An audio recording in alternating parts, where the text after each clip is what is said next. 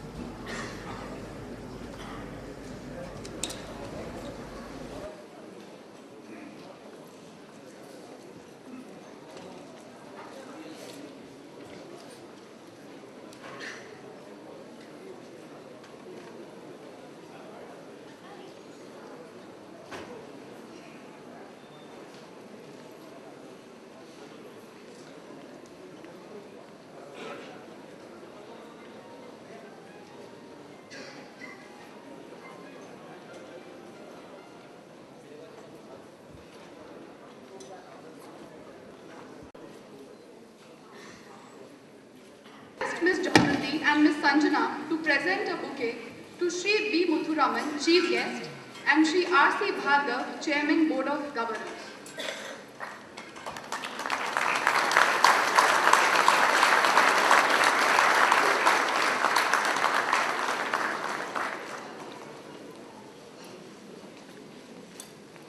Today it is a very momentous day for all those who have successfully qualified their postgraduate programs.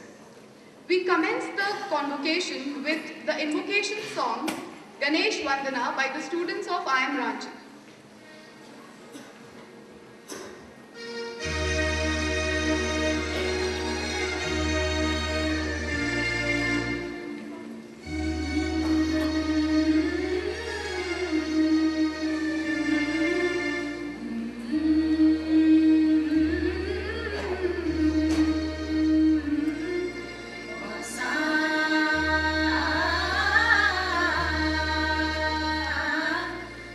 Sa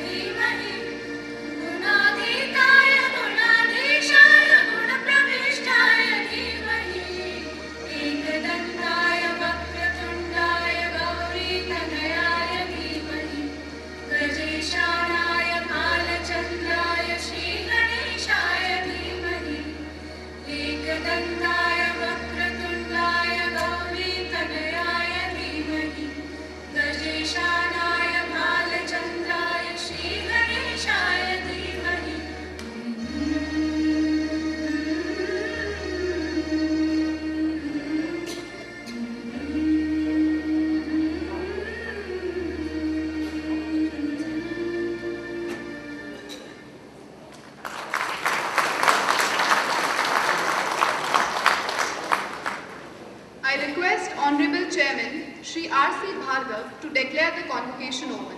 Please, sir.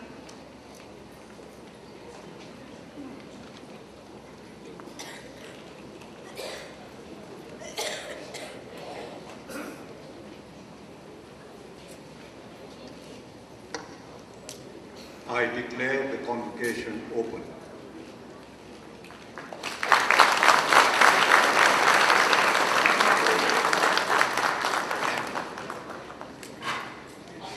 It is my great pleasure and privilege to welcome Mr. B. Muthuraman, our chief guest here today.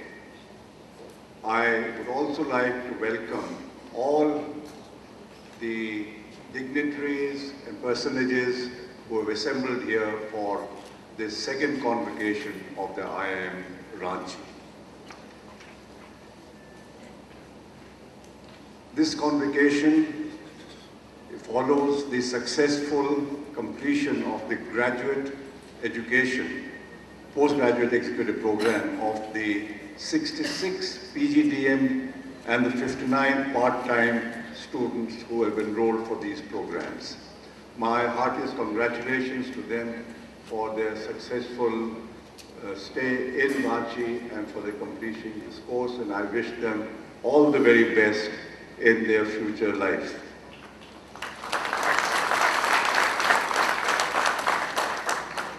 I would like to place on record the appreciation of the board and myself to the director, the faculty, and all other employees of the IIM Ranchi who have made the progress of the institution possible and have resulted in our now being ranked amongst the better of the newer IIMs in India today. Thank you very much for your efforts. We have been greatly helped in our journey forward by the IIM Kolkata, and my grateful thanks to them who are our mentoring organization for the continuous help and support which we have received from them in establishing ourselves in this area of activity. The one regret I have, and for which I apologize, is the fact that we have not yet been able to get land and start work on a permanent campus. It's a deficiency which we are all responsible for, and I hope that we will be able to overcome this soon. We are very fortunate that Mr. Muthuraman is here with us as our chief guest. He is the Vice Chairman of Tata Steel and the immediate past President of the CII. Earlier, he was Managing Director of Tata Steel, and he retired in accordance with the group policies in this regard. His contribution to the national economic development and to the steel industry was recognized when the President conferred on him the Padma Bhushan.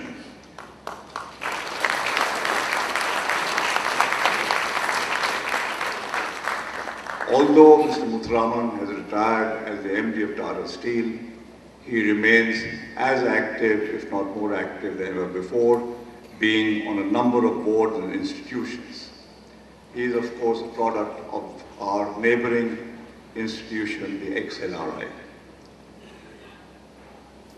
Mr. Muthuraman's story, I think, has an example for all of us in today's time.